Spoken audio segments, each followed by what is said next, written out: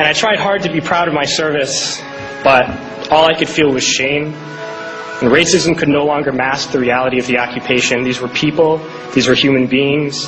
I've since been plagued by guilt anytime I see an elderly man, like the one who couldn't walk, who we rolled onto a stretcher and told the Iraqi police to take him away. I feel guilt anytime I see a mother with her children, like the one who cried hysterically and screamed that we are worse than Saddam as we forced her from her home.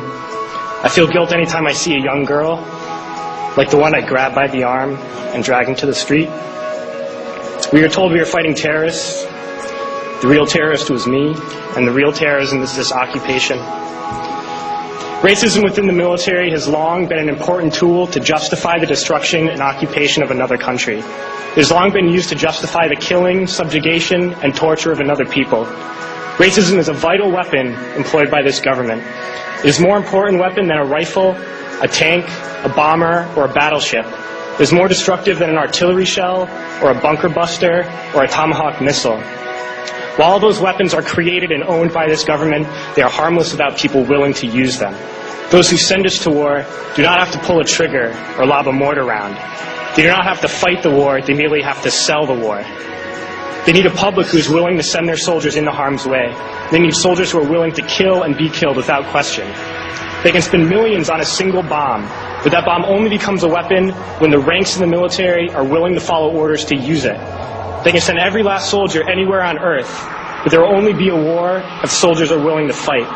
And the ruling class, the billionaires who profit from human suffering, care only about expanding their wealth, controlling the world economy. Understand that their power lies only in their ability to convince us that war, oppression, and exploitation is in our interest.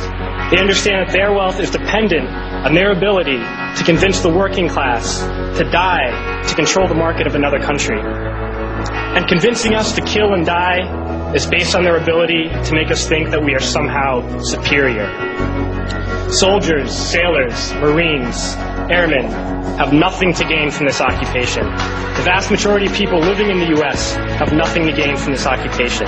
In fact, not only do we have nothing to gain, but we suffer more because of it. We lose limbs, endure trauma, and give our lives.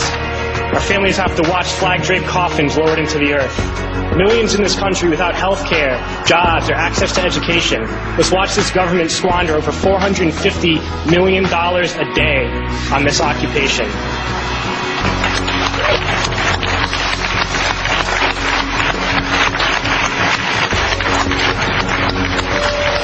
Poor and working people in this country are sent to kill poor and working people in another country to make the rich richer. And without racism, soldiers would realize that they have more in common with the Iraqi people than they do with the billionaires who send us to war.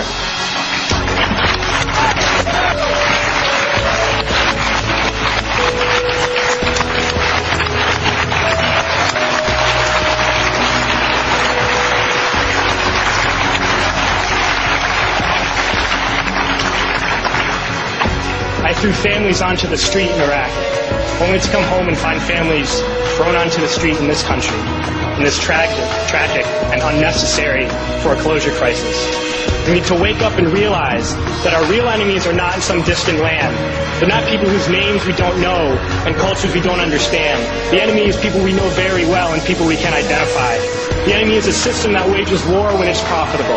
The enemy is the CEOs who lay us off from our jobs when it's profitable. It's the insurance companies who deny us health care when it's profitable. It's the banks who take away our homes when it's profitable. Our enemy is not 5,000 miles away. They are right here at home. If we organize and fight with our sisters and brothers, we can stop this war, we can stop this government, and we can create a better world.